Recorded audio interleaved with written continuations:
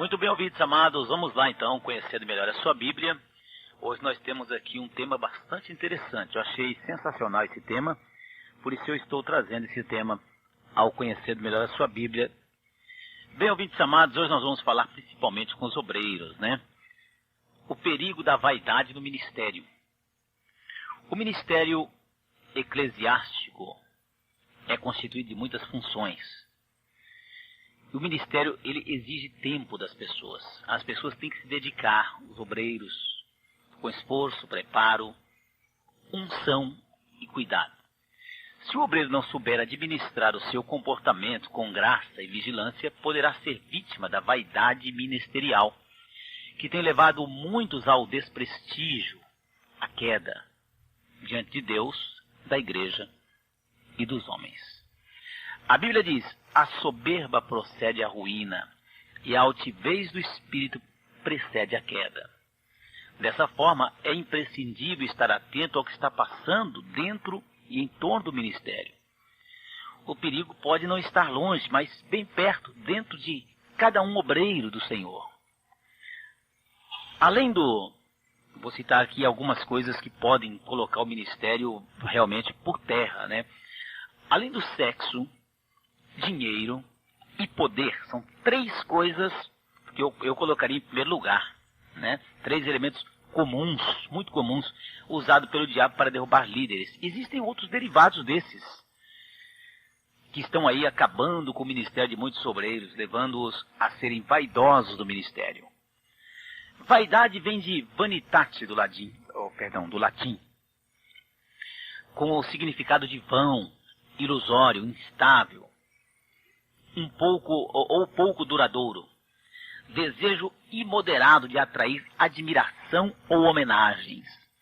Esse último significado, a propósito sublinhado, né, tem muito a ver com a vaidade no ministério. Vamos começar falando sobre o perigo da vaidade em relação ao sexo. Alguns ouvintes apavorados às vezes escrevem, né, mas tal. A gente tem que falar, a gente tem que fazer tudo que está ao nosso alcance para falar para as pessoas, deixar esclarecido que corremos perigos quando nós atingimos um certo nível, considerado o nível de vaidade dentro do ministério, porque estamos cegos quando alcançamos esse nível. Não é à toa que o escritor de Provérbios, ele ensina que é necessário ter sabedoria, temor do Senhor para se livrar da mulher adúltera, que lisonjeia com as suas palavras, a qual deixa o guia da sua mocidade e se esquece do conserto do seu Deus. Porque a sua casa se inclina para a morte, e as suas veredas para os mortos. Todos os que se dirigem a elas não voltarão, e não atinarão com as veredas da vida. Provérbios 5, do versículo 16 ao 19. Muitas vezes por falta de vigilância, oração, às vezes por vaidade mesmo, né? O obreiro começa a ver-se envolvido e cercado, acerca-se de mulheres em seu trabalho, sem prestar atenção ao seu conhecimento que está denunciando, não percebendo as armadilhas do diabo que estão sendo colocadas diante de si. Você pode ver que às vezes existem pessoas que se envaidecem tanto que eu preciso de uma secretária. Já escolhe uma pessoa assim, né? Eu quero uma senhora, sou mais eficiente. Não estou dizendo... Vejam, meu ouvinte, não estou dizendo que é pecado ter uma secretária, não estou dizendo que isso é pecado. Eu estou dizendo que existem pessoas que não conseguem perceber que estão criando para si mesmas armadilhas. Às vezes, quando pega uma pessoa solteira e começa a conviver muito separado com ela, uma jovem senhora, às vezes carente de afeto, né, que se insinua e se oferece, às vezes, para satisfazer a carência afetiva do obreiro, muitas vezes afastado da esposa por causa das suas atividades, que não lhe deixa tempo para a família. É preciso dedicar tempo para a família, senão a coisa fica ruim, né? E o homem de Deus, esquecendo-se das bênçãos que lhe são reservadas, troca a dignidade ministerial por um relacionamento ilícito e pecaminoso para a sua própria destruição. Quantas pessoas caem desta forma? Um ponto crítico, alvo de tentação, é o aconselhamento, em sua maioria, a mulheres da igreja. Se você vai fazer um aconselhamento na sua igreja, principalmente relacionado às senhoras, não esteja só, vá com a sua esposa. Eu fiz aconselhamento, particularmente falando, sei que o obreiro não deve falar de si mesmo, mas nesse caso, eu fiz aconselhamento em Curitiba, por exemplo, fiz em São Paulo. São Paulo estava sempre com a minha esposa, em Curitiba eu estava com outros obreiros, ou a minha esposa também. É preciso ter vigilância. Eu conheço casos de obreiros que perderam a reputação, o cargo e o ministério porque se deixaram envolver emocionalmente com pessoas aconselhadas e caíram na armadilha do sexo. Diante de uma bela mulher, há obreiros que ficam vaidosos, sentindo-se como se fossem galãs conquistadores. Na verdade, estão sendo conquistados pelo diabo. É o velho comportamento de Esaú, trocando as bênçãos do ministério pelo prato de lentilhas do prazer imediato. Não há outro caminho para escapar da queda, a não ser o temor do Senhor, a vigilância e a oração, Mateus 26, 41. E o desenvolvimento de um relacionamento amoroso com a esposa, que envolva carinho, companheirismo e verdadeira afeição. A Bíblia diz, tem cuidado de ti mesmo, está em 1 Timóteo capítulo 4, no versículo 16. Bem, o dinheiro em si, vamos falar um pouquinho do dinheiro também, né? O dinheiro em si não é mau. A Bíblia não diz em nenhuma parte que o dinheiro é perigoso. Ela nos adverte quanto o amor ao dinheiro, que é a raiz de todas as espécies de males.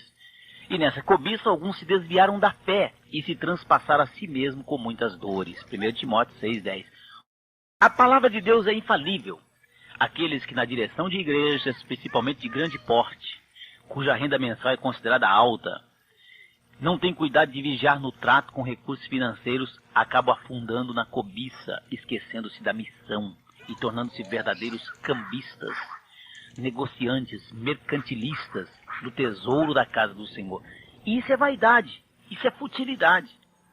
A vaidade e o poder que detém os torna como se fossem donos do tesouro da igreja e passam a gastar como bem querem e entendem, sem dar satisfação sequer à diretoria, e muito menos à igreja, que se sente desconfiada por nunca ouvir um relatório financeiro, às vezes, de pessoas que estão na frente, né, de um grande trabalho.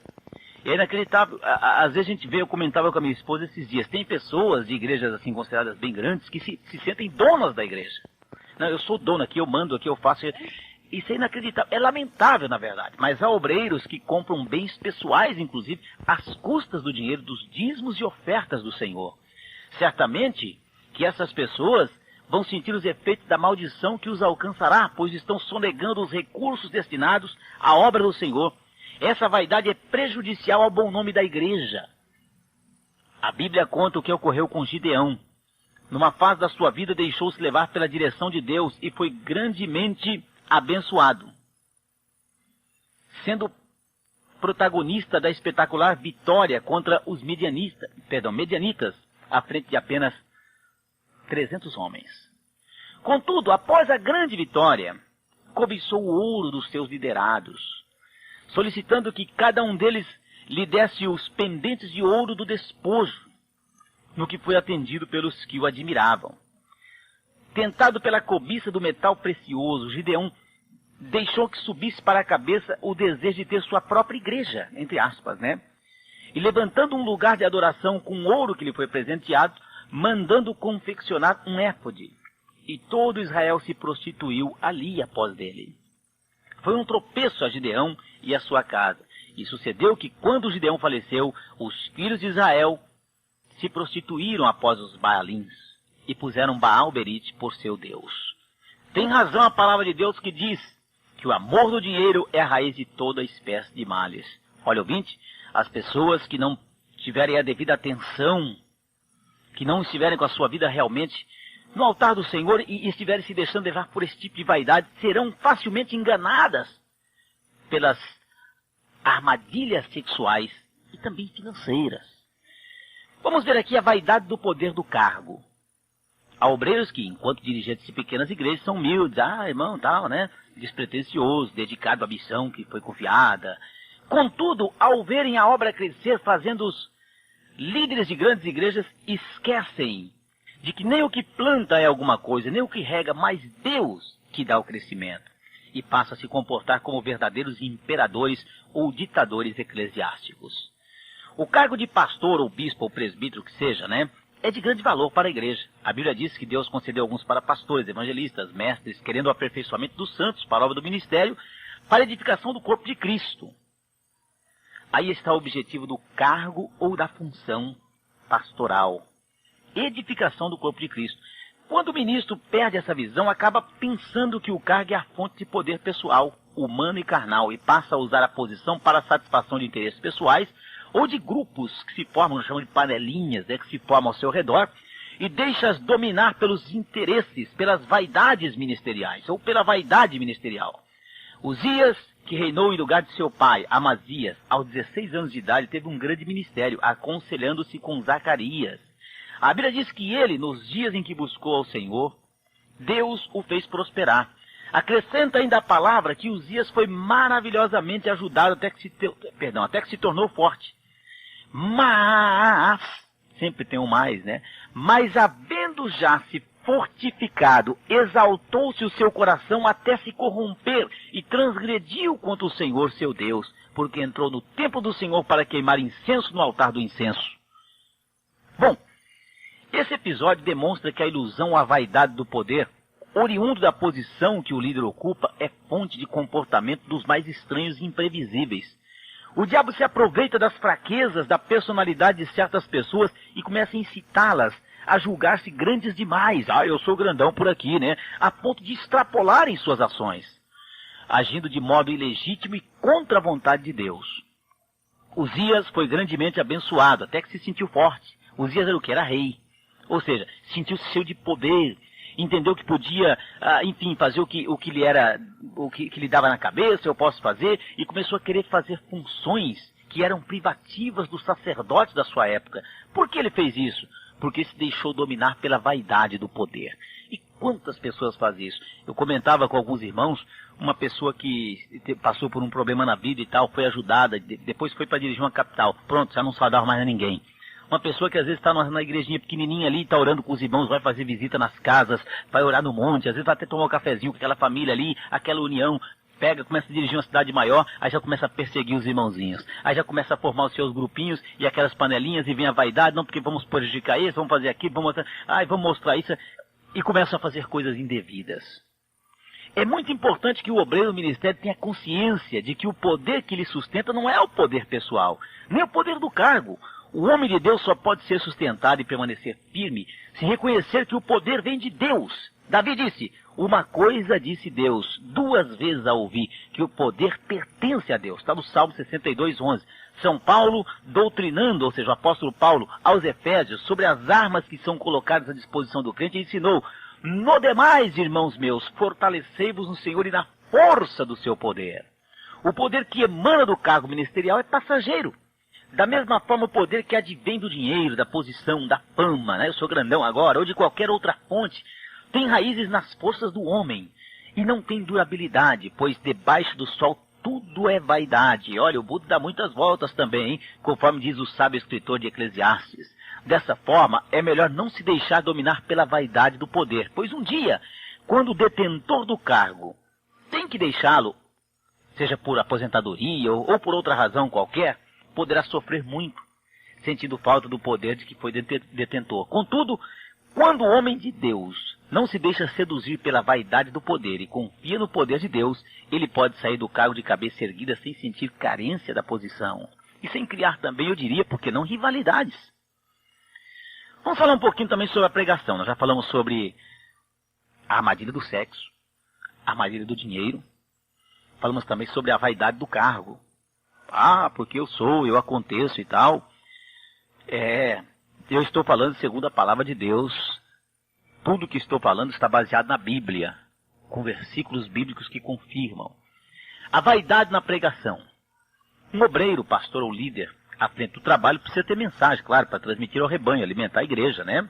A verdadeira mensagem é aquela que vem de cima, que flui do Espírito de Deus para o Espírito mensageiro e passa para a igreja, com unção e graça.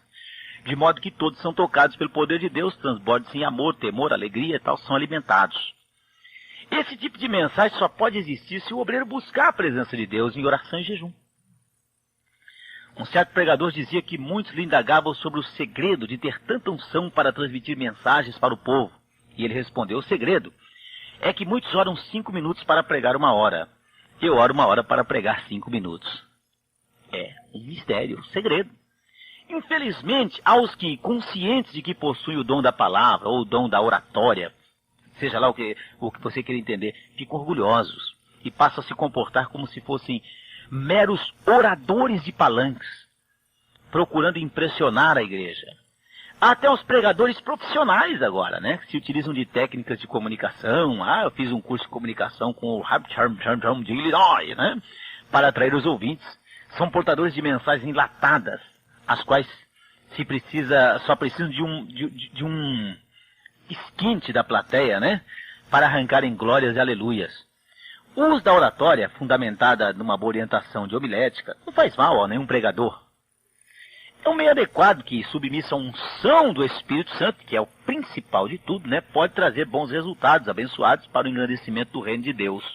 Um esboço de mensagem bem elaborado, com oração e jejum, com base na pesquisa da palavra de Deus e transmitido com humildade e dependência do Senhor, é um recurso que dá firmeza ao pregador para que ele possa transmitir a sua palavra. Eu creio que isso é interessante e é bom. Se a pessoa tem condições de fazê-lo, é bom. Eu disse no início desse estudo que ser pastor toma tempo, ter um cargo ministerial toma tempo. A pessoa tem que estar lendo a Bíblia, tem que estar se preparando. Já disse também nesse programa, e já disse muitas vezes nos púlpitos, não gosto de improvisos. Para mim, a pessoa que improvisa está desvalorizando aquilo que Deus colocou em suas mãos, né? Entretanto, o obreiro em sua pregação não deve pensar em tais recursos, ou seja, que tais recursos são a razão do sucesso da mensagem que transmite. Eu sou bom em homilética, eu sou bom em oratória, eu sou bom nisso, Não. Paulo, um extraordinário pregador, não confiou em sua formação privilegiada aos pés de Gamaliel. Escrevendo aos Coríntios, ele disse: a minha palavra e a minha pregação não consistiram em palavras persuasivas de sabedoria humana, mas em demonstração do Espírito e de poder de Deus. 1 Coríntios 2:4. Ele confiava na eloquência do poder, ao invés de se firmar no poder da eloquência. É diferente. A vaidade da pregação faz com que certos evangelistas, pastores, presbíteros, diáconos, não se interessem para pregar mais para grupos pequenos. Eu vou pregar, só tem 10, 15 pessoas. Só tem 50. Não. Se der menos que 25 mil pessoas, não vou. Não vou não. Se não encher o ginásio ou o estádio, não, Deus me livre. Aquela congregação do bairro, Deus me livre, já fiz isso há 15 anos atrás. Agora não, meu negócio agora é multidão. Né? Seu ego só se satisfaz se lhe for assegurada a assistência de milhares de pessoas. Vai encher lá ou não vai, irmão? Não vai, então não vou. Ouvintes, eu não sei se nós estamos, eu digo nós, o programa, através do programa, estamos nos fazendo entender. Mas isso é muito sério. Se você for analisar bem a situação de perto, você conhece quantas pessoas que estão agindo desta forma. Olha, ouvintes amados, todo homem de Deus, prestem atenção vocês, meus queridos companheiros de trabalho, né? Tem o dever de tratar bem as pessoas. Como também, se tem o dever de tratar bem as pessoas, também tem o direito de serem bem tratadas, na verdade, pelas pessoas que se aproximam. Pois não é uma pessoa qualquer, mas um servo de Deus que está incumbido da missão mais importante da face da terra. A Bíblia diz: a quem honra, honra. Contudo, há aqueles que, dominados pelo sentimento vaidoso, extrapolam seus interesses e passam a exigir um tratamento exagerado em torno da sua pessoa. Primeiramente, eu vou falar do tratamento que as pessoas às vezes querem que seja dirigido a elas. Existiu um pregador que, ao ser convidado para pregar num congresso, não se limitou a aceitar somente a passagem. Te pago sua passagem, a hospedagem e também uma oferta de repente da igreja, né? De antemão exigiu que a passagem fosse enviada por determinada empresa aérea. Só viaje se for nessa empresa. A hospedagem, não, só vou ficar num hotel de categoria internacional. E também quero um apartamento para minha empregada, para os meus filhos. Separa tudo, 5 estrelas, comida só no restaurante tal. E foi atendido. Foi satisfeito o ego dessa pessoa. Sua vaidade foi alimentada às custas dos dízimos e das ofertas de irmãos, em sua maioria pobres, né? como diz sempre o missionário, pobres, viúvas, né, de recursos materiais escassos, pessoas que não têm, materialmente falando, nada para dar. Se não tivermos cuidado, vai haver pregador famoso, eu diria, entre aspas, né, que poderá exigir até passagem para o seu cãozinho de estimação, tratamento VIP para o animal. Vaidade, isso é, mercantilismos, podem prejudicar muitos ministérios. Nós temos visto no Brasil obreiros humildes, cheios da unção de Deus, mas por serem jovens ou não serem famosos, são esquecidos e nunca aproveitados em congressos, em grandes eventos, né? Eu me lembro quando, questão de mais de 25 anos atrás, creio, eu me lembro que eu ajudei muitas cruzadas de pastores internacionais, né? From town, né?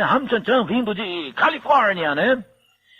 E eu, numa certa ocasião, não é que eu fiquei escandalizado, mas eu dei boas gargalhadas ao saber, através de um desses pastores, que um pastor internacional, muito conhecido nos Estados Unidos, o nome dele é Jim Baker, ele foi acusado uma vez de colocar ar-condicionado até na casinha do cachorro dele. Isso é uma ofensa, de certa forma, se você olhar num ângulo certo, né? Ou seja, em certo ângulo. E também o tratamento para com as pessoas. É inacreditável quando alguma pessoa recebe o que supõe-se ser um dom de Deus, poder de Deus, a pessoa de repente começa a tratar as pessoas com desdém. Não atendem telefone, mandam dizer que não estão em casa, mandam dizer que não pode atender porque diga aí que eu saí e estão no escritório. Às vezes vem o coitado de tão longe de mão, dá para morar na minha cabeça? Não, fala com o diácono aí. É claro que existem ocasiões que não dá para atender todo mundo. Eu concordo, eu já passei por isso. Tem ocasiões que se você atende um, de repente tem que atender milhares e às vezes você não tem essa condição. Mas existem momentos que existe essa condição, mas nós, às vezes nos habituamos a, não, fala com o diácono, é como se o diácono fosse nada. Fala com, não é? É preciso tomar cuidado na maneira de dirigir-se às pessoas. Lembrando-se que Deus nos colocou num local, num ponto, para nós ajudarmos pessoas, não massacrarmos as pessoas porque estamos com o microfone na mão. Quantas pessoas chegam ao cúmulo de tratarem pessoas de uma forma imprópria, de uma forma, perdoe a minha colocação, queridos, de uma forma ridícula, de cima do púlpito, apontando a pessoa, às vezes dizendo o nome da pessoa, e humilhando a pessoa, colocando a pessoa à humilhação pública. É preciso tomar cuidado, porque eu tenho certeza que esse tipo de tratamento não é um tratamento adequado para nós tratarmos as pessoas. Nós não gostaríamos de ser tratados assim. A vaidade no ministério do louvor.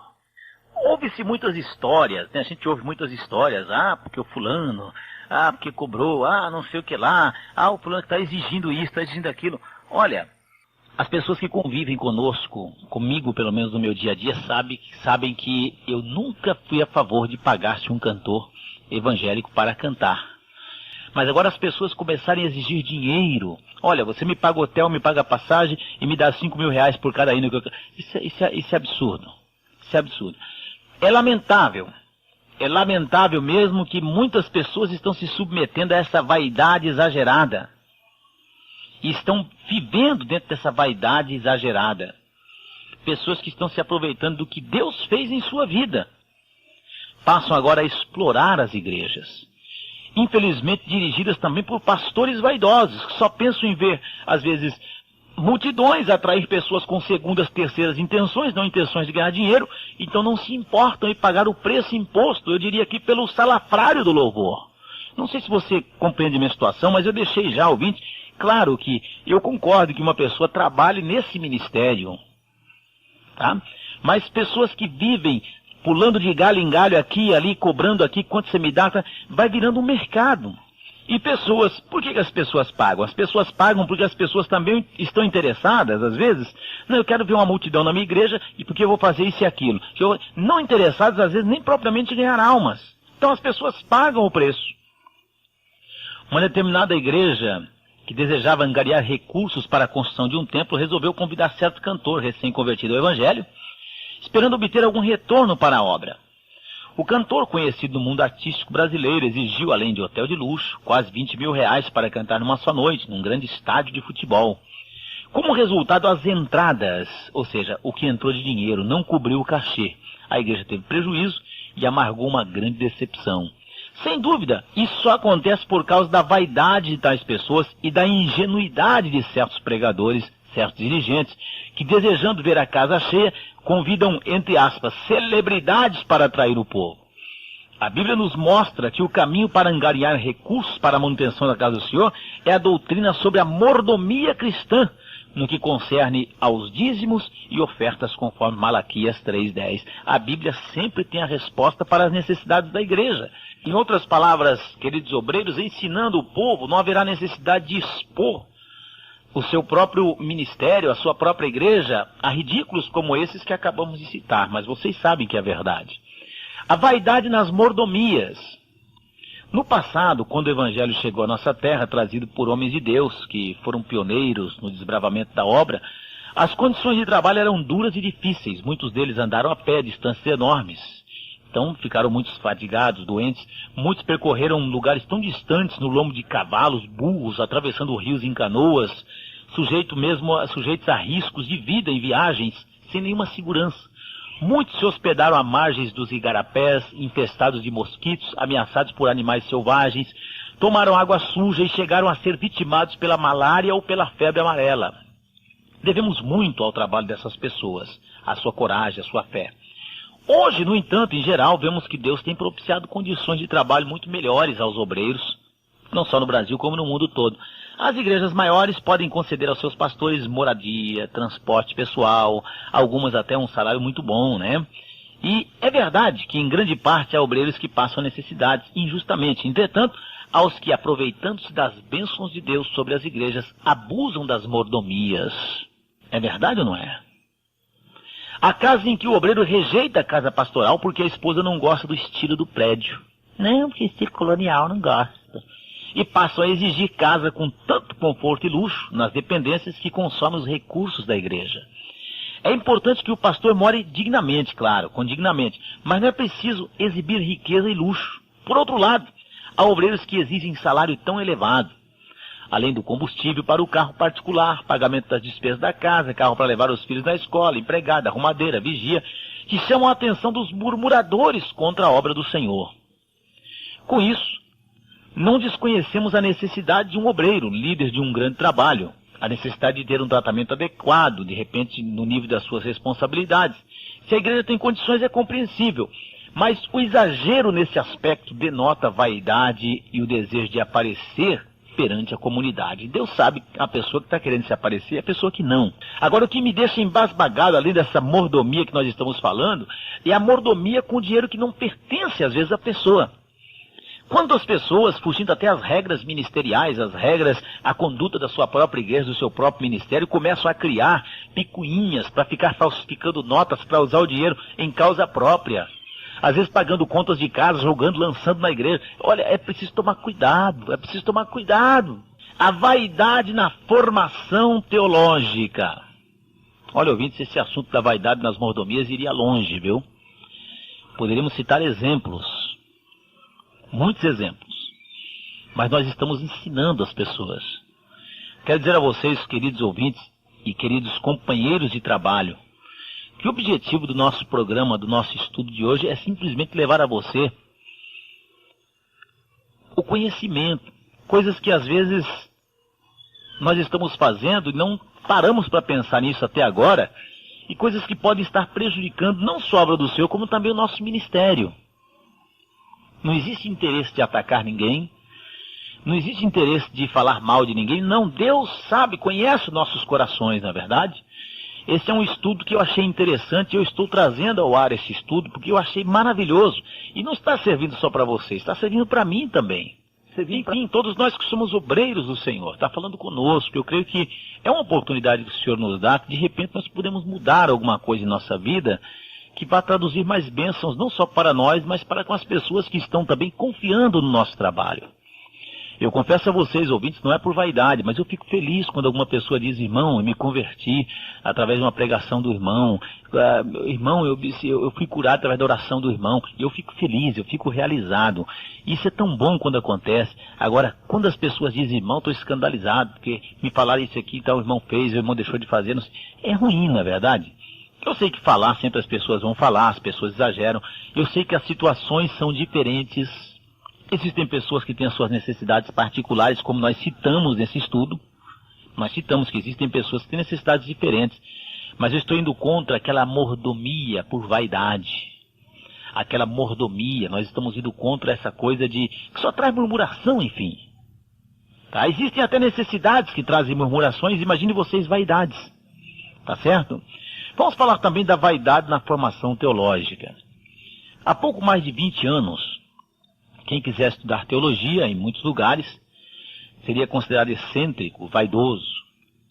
Muitos que ousaram ingressar num instituto bíblico, num seminário, de repente tiveram que fazê-lo às suas expensas, às suas custas, sem qualquer ajuda ou apoio da igreja a qual eram afiliados, e ainda assim considerados mal vistos pela liderança. Os tempos passaram e, por razões as mais diversas, como a exigência de melhores conhecimentos bíblicos e teológicos ou o receio de ver grupos oriundos de certas igrejas arrebanharem os jovens para cursos considerados perigosos, as lideranças resolveram investir na área do ensino bíblico, do ensino teológico, o que é excelente. Na última década, proliferaram no Brasil os mais variados tipos de escolas, cursos, seminários, institutos, faculdades, etc., voltados para o ensino teológico.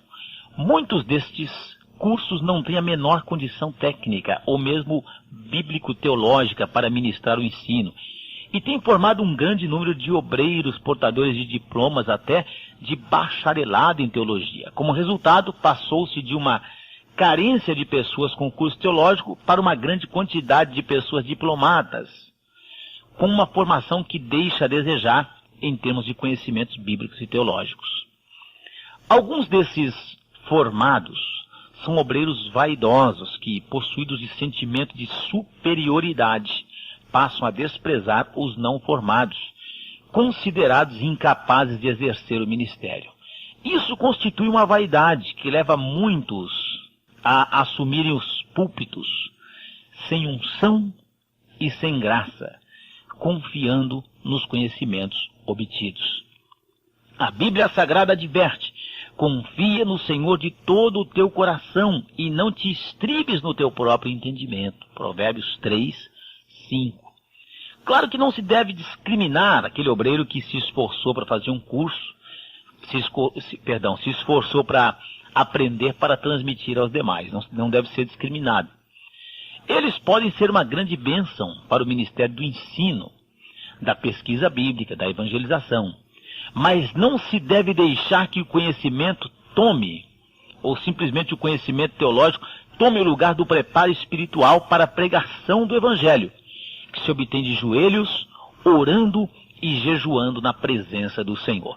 E me pasma, até hoje, ver determinadas pessoas que, por terem algum conhecimento, porque pode perceber, ouvinte, que às vezes a gente vê isso. Agora, eu vou até dar uma entonação mais grave. Agora nós vamos receber o doutor. Não fala mais pastor, né? Primeiramente vem o doutor. Doutor Herculano, blá, blá, blá, blá, blá, formado no exterior. Doutor bacharel, não sei o que lá, isso e aquilo, formado aqui, ali, tal. 15 minutos falando que o rapaz fez curso no Jabaquara, fez faculdade de Pirituba. Um exemplo, né? Já estou até levando para o lado que é engraçado. Se você for olhar assim friamente essa situação, se torna engraçado, para não dizer ridículo, né? Depois daquela apresentação toda, a pessoa pega, né? Aí a pessoa começa a falar: porque a metafísica da experimequita, não sei o que lá, ninguém entende lufas que a pessoa fala. A pessoa quer dizer: eu sei. E você sabe, ouvinte, que a nossa preocupação, hoje atual, não se resume em a quantidade que estamos tentando ensinar, mas resume-se na quantidade que estamos conseguindo fazer as pessoas aprenderem. Existem pessoas que sabem. Como eu disse a vocês, discriminar uma pessoa que sabe não é correto. Mas as pessoas, normalmente as pessoas que sabem, não são todas, mas normalmente as pessoas que começam a aprender, começam a ter um sentimento de superioridade. Uma certa ocasião, conversando com um obreiro de um determinado ministério, e esse obreiro não me conhecia assim profundamente, não sabia muito bem, né, a que ministério eu pertencia, mas falava. De repente ele se voltou e disse: porque eu vi um obreirinho da Deus e Amor. E esse obreirinho da Deus e Amor, coitado, obreirinho da Deus e Amor, coitado. E eu deixei ele falar, né? Afinal de contas eu também era um obreirinho da Deus e Amor, tinha que deixar ele falar, né? E ele falou, depois que ele falou um monte de bobagem, eu falei: bom, também sou um obreirinho da Igreja Deus e Amor. Eu não entendi por que o senhor disse obreirinho da Deus e Amor. O que eu quero dizer é o seguinte, que existem pessoas que por terem um curso teológico, de repente fazem um seminário, fazem um curso no exterior, e deveriam, depois de fazer esses cursos, se tornarem mais humildes. Ou não?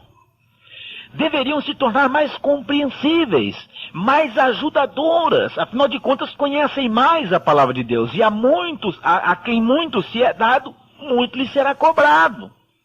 Não é isso? Não é o que a Bíblia fala? Essas pessoas mudam a natureza daquilo que aprenderam. E passam, não, eu sou maior, agora eu sou superior. E começam a desprezar realmente. Não, esse aí não é formado em teologia, ele não pode pregar hoje. Não, esse aí não tem os chamados da categoria segunda, terceira. Eles nunca estão sentados nos púlpitos, se é que eu posso chamar de púlpito, né? Eles nunca estão sentados nas cadeiras ali e tal, né? Só estão os grandões ali. Agora aqui, de Illinois. Agora, aqui de Massachusetts. Agora aqui, vamos chamar o fulano de tal, doutor, filósofo, não sei o que lá, teólogo, professor tal, doutor, lá de São Paulo. Você nunca vai apresentar. Agora aqui o nosso irmão, fulano de tal. Esse aqui, bom, esse aqui ele não tem nenhum curso não, irmãos. É um obreirinho, tal, né? Ele gosta de orar muito e jejuar na presença do Senhor, mas você senta aí atrás, aí, irmão, né? É esquisito. Essa vaidade na formação teológica prejudica tudo quanto você aprendeu. Se você é vaidoso na questão teológica, não serviu para nada os largos anos de escola que você teve. Pior, está te enterrando dia após dia. Que tal, então, unir o útil ao agradável? Que tal você unir esse aprendizado que você teve, afinal de contas, para que você aprendeu? Você aprendeu para guardar para si mesmo ou para ensinar outras pessoas? Você aprendeu, obviamente, para transmitir aquilo que você aprendeu a outras pessoas, para, de repente, também estruturar a sua vida dentro de um processo bíblico, bem orientado e tal, não é? Que tal unir esse conhecimento que você tem a esses caracteres importantes para o crescimento da obra do Senhor? Joelhos dobrados, oração, jejum na presença de Deus. Aí sim, acaba essa vaidade, você vai, que maravilha vai ser a sua vida. Bem, ouvintes amados, é isso que nós tínhamos a dizer a vocês sobre a vaidade no ministério. Maravilhoso Deus, poderoso Pai, em nome de Jesus Cristo, queremos agradecer o Senhor pelas grandes bênçãos derramadas, que a mão do Senhor esteja estendida, Senhor meu Deus, em nossas vidas e estendida sempre. Meu Deus, meu Pai, abençoai todos os nossos ouvintes que estão conosco, abençoai, Senhor meu Pai, todos aqueles que aproveitaram o programa e os que acharam que não é bem assim, mas, meu Deus, que eles possam um dia entender que o nosso objetivo é um objetivo sagrado, é o objetivo de realmente fazer as pessoas crescerem espiritualmente. Afinal de contas, meu Deus, nós também aprendemos com aquilo que nós transmitimos a outras pessoas. Deus de poder, Deus de misericórdia, em nome de Jesus Cristo, alcance todas os nossos ouvintes, as pessoas que estão ouvindo o nosso programa, curando os enfermos, visitando os que estão encarcerados, hospitalizados, guiando o perdido, iluminando o que está na escuridão, trazendo alegria àquele que está triste. Meu Deus, repreendo todo o poder das trevas, satânicos, em nome de Jesus, que a mão do Senhor esteja estendida conforme a necessidade de cada pessoa, suprindo-as, em nome de Jesus Cristo, o nosso Salvador. Amém, Senhor.